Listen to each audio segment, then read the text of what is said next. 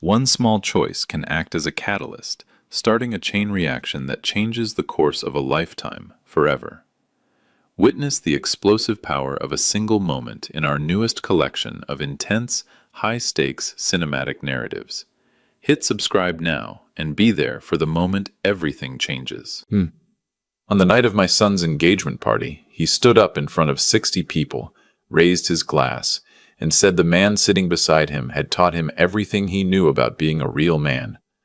Then he looked straight at me and added that he finally had the father figure he always deserved. He put his arm around Richard, his future father-in-law, and everyone applauded.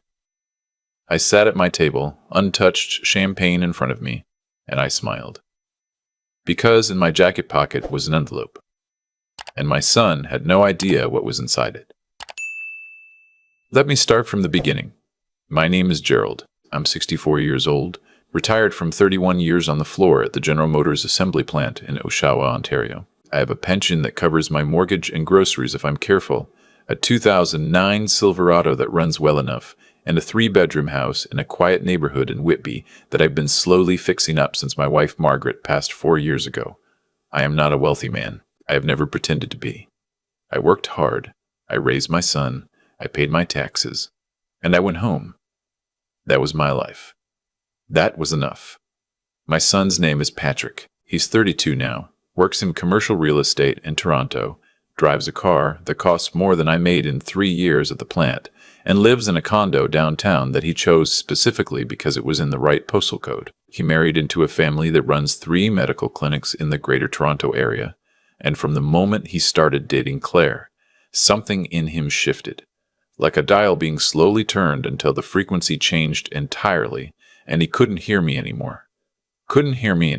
Claire is not a bad person. I want to be clear about that. She was always polite to me, always pleasant at family dinners when they still happened, always careful with her words in a way that felt practiced rather than warm. Her father, Richard Calloway, is the kind of man who fills every room he walks into, not with noise, but with the quiet certainty that he is the most important person present. He owns things. He funds things. He has a name that appears on plaques in hospital lobbies. He looked at me exactly once at the first family dinner, the kind of once-over that takes 1/10 of a second, but says everything. And after that, he looked through me the way you look through a window when you're interested in what's outside. Patrick started noticing things around the time of the engagement. Little things first. He called me in February to mention, almost casually, that the engagement party was going to be held at the Calloway family's property in Oakville, a Victorian house on 2 acres that Richard had restored. He said it as though he was sharing exciting news. Then he paused and said, "It'll be a nice crowd, Dad. Professionals, a lot of Claire's family's colleagues, just, keep it easy." I asked him what he meant by that. He said, "Just be yourself, but maybe don't go on too long about the plan, Milda." These people are used to a certain kind of conversation. I told him I understood. I did understand. I just hadn't realized yet how much he meant it. The engagement party invitation arrived in a cream envelope with gold script. It listed a 7 o'clock start time on the last Saturday of March. I pressed my good gray blazer, shined my shoes, bought a bottle of Niagara Peninsula Riesling that the woman at the LCBO said was excellent, and drove out to Oakville. The Calloway property was everything you'd expect. Circular driveway, landscape lighting, a house that looked like it belonged on a heritage calendar. I arrived at 7:05 and rang the bell with my wine in hand, feeling the particular self-consciousness of a man who knows he is out of place, but has decided not to show it. A woman in catering black took my coat and my bottle without a word, and directed me toward the back garden, where heat lamps glowed over white-clothed tables, and servers moved through clusters of well-dressed guests with trays of food I couldn't name. I looked for Patrick and found him near the bar, laughing with a group of men in expensive jackets. He saw me, gave a short wave, and held up a finger. 1 minute. That 1 minute turned into 25. I found a spot at the edge of the gathering, accepted a glass of wine from a passing server, and stood watching. Richard Calloway worked the crowd with the ease of a man born to it. He remembered names. He touched arms. He laughed in a way that made everyone around him feel included. Patrick followed him like a shadow, and I noticed, maybe for the first time in an undeniable way, that my son moved differently in that world. Looser, more confident, like he'd found a version of himself that fit better than the one I'd raised. He came to me eventually, brought me over to meet a few people, introduced me quickly as my dad, he's from Whitby, and then guided the conversation so smoothly away from anything I might add that I understood my role for the evening. I was there to be counted, not to speak. I found the seat at one of the round tables near the heat lamps and ate my food and listened to conversations around me about investment properties and private school applications and a new restaurant in Yorkville that everyone apparently agreed was extraordinary. A man beside me asked what I did, and when I told him I was retired from GM in Oshawa, he nodded with the specific kind of smile that means nothing and turned to the person on his other side. Then came the toasts. Richard went first. He spoke about Claire with genuine warmth, about watching her grow into a woman who knew her worth and chose accordingly. He said Patrick was exactly the man he'd hoped his daughter would find, driven, ambitious, someone who understood what really mattered. He said he looked forward to welcoming Patrick fully into their family. Everyone raised their glasses. Then Patrick stood up. He spoke beautifully. He always could. He talked about meeting Claire, about the moment he realized she was the person he wanted beside him for the rest of his life. He talked about the values he'd learned, about excellence, about striving, about never settling for less than the best version of yourself. Then he looked at Richard. He said Richard had shown him more about being a man in the past 2 years than he'd learned in the 30 before. He said Richard had taught him how to carry himself, how to think about his future, how to build something that mattered. He said that for the first time in his life, he understood what it meant to have a father figure he could truly look up to. He put his hand on Richard's shoulder. Richard gripped his arm. Everyone applauded. Patrick never looked at me during any of it. I did not flinch. I raised my glass with everyone else. I smiled the way you smile when you've just been told something that cannot be untaken, when you understand that the ground beneath the relationship has been shifting for years and you've only just now felt the final collapse. Beside me, a woman I didn't know leaned over and whispered, "Is that your son?" And when I said yes, she said, "Oh, just that, just oh," and looked back toward the front of the room. I drove home on the QEW with the windows down despite the cold, needing the air, 31 years of overtime and double shifts. Every school trip paid for, every hockey registration, every university application fee and residence deposit and textbook list. Margaret's voice on our last anniversary, 3 weeks before the diagnosis. Patrick is going to be something else, Jerry. We did that. We did that together. I talk to her out loud sometimes still. In the truck, mostly. I don't know what we did wrong, I said to the highway. But I knew. We hadn't done anything wrong. We just run out of usefulness. I got home at 11:30 and sat in Margaret's chair by the living room window, the green wingback she'd had since before we were married, and I thought for a long time. On the side table was a folder I'd been holding on to for 6 months. I'd almost shown it to Patrick twice. Both times, something had stopped me. A reluctance to change things that couldn't be changed back. But sitting there in the quiet house, I understood that the reluctance was no longer mine to honor. I opened the folder and looked at the papers inside. Then I made myself a cup of tea and went to bed. The weeks after the party settled into a new pattern. Patrick called on Sundays. Perfunctory calls that lasted 8 minutes on average. He asked about my health. I asked about the wedding planning. He said things were progressing. I said that sounded good. The calls felt like an obligation being managed on both ends, except I actually wanted to talk to him, which made it lonelier. In April, he called to tell me the wedding date, a Saturday in late June at a venue in Niagara-on-the-Lake. He mentioned it was a vineyard property. He mentioned the reception would be for 200 guests. He mentioned a rehearsal dinner the night before. He did not mention my role in any of it. I asked carefully whether I'd be walking him to the ceremony, doing any kind of reading, anything. There was a pause that lasted just a moment too long. He said they were keeping the ceremony structure pretty simple, mostly immediate family on Claire's side since Richard was helping with most of the arrangements, and that I should just come and enjoy the day. He'd make sure I had a great seat. A great seat. I said that sounded fine. I asked what time everything started. He said 2 o'clock. I thanked him, and we said goodbye, and I went and stood in the backyard for 20 minutes watching the neighbor's dog move along the fence line. 2 weeks before the wedding, the formal invitation arrived. Cream cardstock, gold lettering, the vineyard's crest embossed in the corner. I read it carefully. The ceremony was listed at 2 o'clock. I set it on the kitchen table and went to finish painting the back porch. 3 days before the wedding, I drove up to Oshawa to visit my old friend Dennis Kowalski, who I'd worked beside on the line for 22 years. We sat in his kitchen and drank coffee, and he listened to everything I told him. He didn't say much until I finished. Then he said, "What are you going to do?" I told him I was going to go to the wedding. I was going to be present, and I was going to give my son his gift.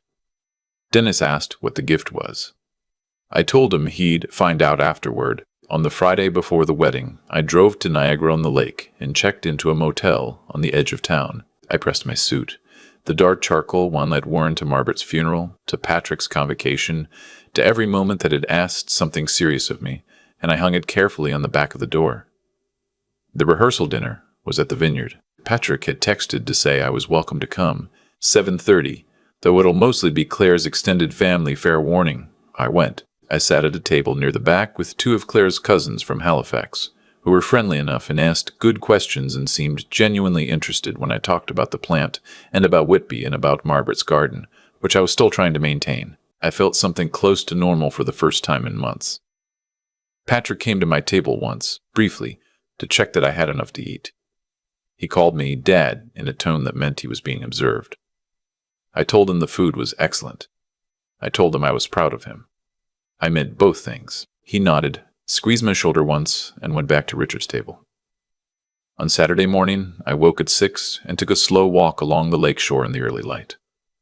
The water was flat and gray-green, the kind of calm that holds before weather changes. I thought about Margaret, about the trip we'd taken to Niagara-on-the-Lake on her 20th anniversary, about the way she'd laughed at something I said over dinner, and then looked at me with that particular look, the one that meant she was glad she'd chosen me. I thought about Patrick at 4 years old with his face pressed to the car window, watching the same lake and saying, "Dad, it goes forever." "It does," I told him. "It almost does." I went back to the motel. I showered and dressed and tucked my envelope carefully into the inside pocket of my jacket. I checked the clock. I had 3 hours. I arrived at the vineyard property at 1:30, 30 minutes before ceremony time. The grounds were beautiful. Late June sun on old stone buildings, rows of vines in the distance, white chairs arranged on a terrace overlooking the escarpment. Guests were still arriving in clusters, well-dressed and cheerful, the particular relaxed energy of a summer wedding. I found a seat on the groom's side, 3 rows back. A woman with a clipboard came and asked if I was immediate family, and I told her I was the father of the groom. Her expression shifted in a way that made me look at her more carefully. She said, "Oh, we actually have a reserved section up front for you. Sorry, let me show you." She walked me to the front row, where 2 seats were marked with small ivory ribbons. One of them already held a jacket. Richard's, I recognized it. The woman with the clipboard gestured to the other seat and said, "There we go," and moved away. I sat down. At 1:45, a man I didn't recognize came and collected Richard from the seat beside me. He leaned down and said something about photographs, and Richard stood, straightened his jacket, and followed him without acknowledging me. At 2 o'clock, the music began. The ceremony was conducted on the stone terrace, officiated by someone who clearly knew Claire's family well, and made the kind of personal references that require real history. Patrick came down the aisle looking like a man who had fully arrived in the life he'd chosen, tall and calm and happy, flanked by his 2 groomsmen, and I felt something uncomplicated watching him. He was beautiful. He was my son. Whatever else had broken down between us, he was still the boy who had pressed his face to the car window at the lake and thought it went forever. Then the music changed, and Claire appeared, and beside her, offering her his arm and guiding her down the white ribboned aisle with the confident solemnity of a man who owned the moment, was Richard. I turned forward and watched the ceremony. The officiant spoke about love as a deliberate practice, about the choice to show up daily for another person. He asked Patrick and Claire to face each other. They exchanged vows they had clearly written themselves, careful and specific and true to them. And I thought that whatever my feelings about everything else, this part, this moment between the two of them, was real. And it was good. And I was grateful to witness it. When they kissed, the guests applauded, and I applauded with them. Then the receiving line formed, and I stood in it. And when Patrick reached me, he took my hand and then pulled me into a hug. And for a second, just a second, I felt the weight of him the way I used to when he was small, and I held it. "Proud of you," I said. "Thanks, Dad," he said, and moved on. The reception was held in the Vineyards event hall. Long tables and candlelight, and the smell of good food and summer heat. I was seated at a table with some of Patrick's friends from his university days. Good young men who asked about Whitby and about retirement and shook my hand warmly. I felt like myself. I ate and I talked, and I accepted a glass of Niagara Chardonnay and watched my son across the room, happy in his element, at the center of the world he had built for himself. The speeches came after dinner. Claire's sister went first and made everyone laugh and cry in the right places. Then the best man, Patrick's friend from university, spoke with the ease of someone who had known him long enough to be honest, and he was both funny and kind. And when he said, "Patrick is the most loyal person I know," I felt the words land somewhere complicated. Then Richard stood. He spoke about Claire first, warmly and without the practiced ease of the engagement party. This was more personal, and I could see it cost him something, and I respected him for it. Then he turned to Patrick and said he had watched him over 2 years and found him to be a man of real quality. A man who understood what family meant. A man worth calling a son. He said he was honored to be gaining him. He did not mention me. Then Patrick stood. He spoke gracefully, as he always did. He thanked Claire's parents. He thanked the venue, his groomsmen, his friends. He looked around the room with the ease of a man comfortable in his own story. He said he'd spent a long time looking for the right model of what a man should be. He said he'd been lucky to find it in Richard, who had shown him that real strength meant building something, investing in people, knowing your own worth and making sure others knew theirs. He said having Richard in his life had been one of the great gifts of adulthood. Then he looked at Richard and said, "I didn't always have the example I needed growing up, but I have it now." Then he sat down. Around the room, glasses were raised, music cued, conversation resumed. The evening pressed forward. I sat still for a moment. Then I reached into my jacket pocket and touched the envelope. I had not moved it in 3 days. I had taken it out twice to look at the papers inside, and both times I had thought, not yet, not yet, not yet. Now I thought, now. I found Patrick during the brief gap between the first dances, when he and Claire were making their way between tables accepting congratulations. I stepped into their path, and he looked surprised to see me standing there with intention. "Dad," he said, "you okay?" "I'm well," I said. "I just wanted to give you a gift." I held out the envelope with both hands. He took it with one, glanced at it, smiled the way you smile at something that requires acknowledgement. "Thank you," he said. "We'll open everything later." "I'd prefer you open this one now," I said. Quietly, evenly, no edge in my voice. Something in my tone made him look at me properly. The same way he'd looked at me at the engagement party for exactly 1 moment before looking away, except this time he didn't look away.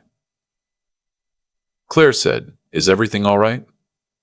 "Everything is fine," I said. "This one just has a time limit." Patrick passed his champagne to Claire and opened the envelope. Inside were 2 documents held together with a paperclip. The first was a 1-page letter I had written in the kitchen at 2 in the morning, 6 weeks ago, after sitting in Margaret's chair for 3 hours. I had written 8 drafts. The final one was the shortest. "Patrick," it said, "there are things you should have been told years ago, and that's my failure as much as anyone's. But there are also things I want you to understand about what's in this envelope, and about what I've given you over the past 32 years. Not the money, not the registrations and the deposits and the overtime, but the presence. The choice to be there, every time, without being asked. I'm telling you this not so you'll feel guilty, but so you'll understand What you're holding. What you're holding is the deed to the house in Whitby, transferred to your name effective July 1st. Margaret wanted you to have it. I promised her you would, under one condition, which I've noted in the transfer documents. The property cannot be sold for 10 years from the date of transfer. I'm not doing this to control you. I'm doing it because that house is the place where your mother raised you, and it deserves to still be standing when you're ready to understand that. I'm proud of you. I have always been proud of you. That doesn't require you to reciprocate. Dad. The second document was the official property transfer paperwork, signed and witnessed and filed with the regional municipality of Durham. The house in Whitby. 3 bedrooms. Nearly paid off. The house where Patrick had grown up, where Margaret's garden still ran along the south fence, where his hockey trophies were still in the upstairs closet because I'd never had the heart to move them. Worth, conservatively, $940,000. I watched Patrick's face as he read. He read the letter twice. Then he looked at the deed. Then he looked up at me. His face had done something I hadn't seen it do in years. The careful composure had come apart, not dramatically, but in the way that means something real is happening underneath. Dad, he said. It's done, I said. Already filed, it's yours. Claire leaned over and read the letter in his hand. She looked up at me and I saw something shift in her expression, something more honest than anything she'd shown me before. Mr. Mayan, Gerald, she said, and her voice was quieter than usual. It's what Margaret wanted, I said. Patrick folded the documents carefully and put them back in the envelope and held it against his chest for a moment, in a way that looked involuntary, like he was steadying himself. He stopped, started again. The things I said tonight. Patrick, I said, it's your wedding day. We'll talk when you're ready. I said goodbye to Claire. I shook Patrick's hand, and then he grabbed me in a hug that lasted longer than the one in the receiving line, longer and tighter, and I felt him breathing. I'm sorry, he said quietly, his voice close to my ear. I didn't know I was doing that until just now. I know, I said. I know you didn't. I found my jacket, said goodnight to the young men at my table, and walked out through the vineyard hall into the warm June evening. The escarpment was dark against a sky that still held the last pale light, and the vines ran in long, quiet rows toward the ridge. And I stood there for a moment thinking about Margaret, about 32 years, about the way love is mostly just showing up when it's inconvenient and asking for nothing back. Then I got in my truck and drove home. It was nearly midnight when I pulled into my driveway. The Whitby street was quiet, porch lights on, the neighborhood sounds of summer through the open window. I sat in the truck for a moment before going in, looking at the house, the trim I'd painted last August, the garden Margaret had designed, the window of what used to be Patrick's room. $940,000. Every penny of the equity I'd ever accumulated. It had seemed, when I signed the papers 6 weeks ago, like a strange thing to do. Now it seemed like the only thing I could have done. Inside, I made a cup of the chamomile tea Margaret had always kept in the second cabinet, and I sat in her chair, and I was quiet. At 12:40, my phone lit up on the side table. Patrick. I let it ring through, not out of anger, but out of tiredness. There would be time. Not tonight, but there would be time. The voicemail notification appeared. I waited 10 minutes before I listened to it. His voice was different in the message than it had been in any phone call for 2 years. Steadier but looser, the way voices get when the performance layer has come off. Dad, he said, I don't know how to do this in a voicemail. I'm going to come to Whitby when we're back from the honeymoon. And I'm going to sit in your kitchen, and I'm going to try to say what I should have been saying for the past 2 years, and probably longer. I'm not going to try to do that now because you deserve to have me look at you when I say it. I wanted you to know I understand what you gave me tonight. Not just the house. I understand what you gave me. There was a pause. She would have liked tonight, he said. The vineyard and the light on the water and all of it. I know she would have. I'm sorry she wasn't there. The message ended. I sat in the green wingback chair for a long time. Outside the window, the street was still. Somewhere down the block, a screen door opened and closed. The neighbor's dog made one low sound and then went quiet. I thought about what Richard Calloway could offer my son, and it was not nothing. He could offer connection and status, and the particular social confidence that comes from moving in rooms where everyone knows your name. Those were real things. They had real value, but there is a kind of value that doesn't fit in a toast at an engagement party, that doesn't show up in the conversations at tables and in your reception halls. It's the kind that lives in a house where your mother's garden is still growing along the south fence. It's the kind that gets filed quietly at the regional office and doesn't announce itself. It just waits. That was what I had given him. Not a lesson. Not revenge. Just the truth of what 32 years look like when you finally held it in both hands. I finished my tea. I washed the cup. I turned off the lamp in the living room and went to bed. Patrick came to Whitby 3 weeks later, on a Tuesday evening in July, and we sat at the kitchen table for 4 hours. He talked and I talked, and we went through things neither of us had said in years. Some of it painful in the ordinary way that honest conversations usually are, some of it easy in a way I hadn't expected. He told me things about the last 2 years that I hadn't known. About the pressure he'd felt to belong in Claire's world. About the shame he'd managed by directing it somewhere safer than himself. I told him things about the years after Margaret that I hadn't told anyone, about how quiet the house had gotten, about how I'd learned to be a person on my own after 34 years of not being one. Before he left, he stood in the doorway of his old room upstairs and looked at his hockey trophies on the shelf and didn't say anything for a moment. Then he said, "I want to bring my kids here someday, when we have them." I told him the house would be here. He looked at me, and I looked at him, and 32 years sat quietly between us, the way only the things that actually happened can. Then we went back downstairs, and I made us both a cup of tea. I've had a long time to think about what happened that June evening in Niagara-on-the-Lake, and what I keep coming back to is this. The way a person treats you when they believe they no longer need you tells you everything about who they actually are, and everything about who you are, depending on how you respond. Gerald could have stood up at that reception and made a scene.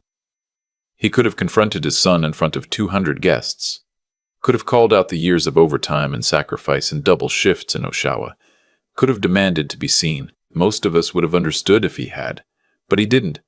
And that restraint, that quiet, deliberate choice to act from his values rather than his wounds, is the thing I find myself thinking about most. There's a kind of intelligence that doesn't show up on a resume or in a toast at a vineyard. It's the intelligence to understand that your worth doesn't depend on whether someone else acknowledges it. Gerald knew what 32 years meant. He didn't need Patrick to announce it in the speech to make it real. The deed to that house in Whitby was already filed. The love was already given. The record was already set. Nothing Patrick said at that microphone could erase any of it. And Gerald understood that, deeply, in a way that only comes from years of living with your own choices and being at peace with them. What Patrick did, gradually replacing his father with a wealthier, more prestigious man, wasn't cruelty exactly. It was something quieter and more common, the slow erosion that happens when a person starts measuring the people in their life against a standard they borrowed from somewhere else. He looked at Gerald and saw limitations. He looked at Richard and saw a possibility. And he made the mistake that many of us make at some point. He confused the ceiling of a man's bank account with the ceiling of his character. The consequence arrived not as punishment, but as clarity. When Patrick held that envelope and read what was inside, not money, not a check, but a deed and a letter, and 32 years folded into 4 pages of careful cursive. He had to reckon with the distance between what he thought his father was and what his father had actually been doing all along. That reckoning is hard. It's supposed to be hard. That kind of honesty is not comfortable, but it is the beginning of becoming someone better. What I take from Gerald's story is something I try to hold on to in my own life. The way you build something over decades, quietly, without applause, without anyone watching. That is not nothing. It is, in fact, everything. The people who love you without an audience, who show up when it's inconvenient, who keep their promises even when the person they made them to is no longer alive to hold them to it. Those people are not failures. They are the foundation, and foundations don't need to be celebrated to hold the house up. I think about Margaret's garden still growing along the south fence in Whitby. I think about Patrick standing in the doorway of his old room, looking at his trophies on the shelf, saying he wanted to bring his children there someday. Some things take time to be understood. Some gifts can only be received once you've grown into them. Gerald understood that. He waited. And in the end, the truth didn't need to be argued. It just needed to be handed over in a plain cream envelope, quietly, between the first dances, on a summer evening when the light on the escarpment was exactly right.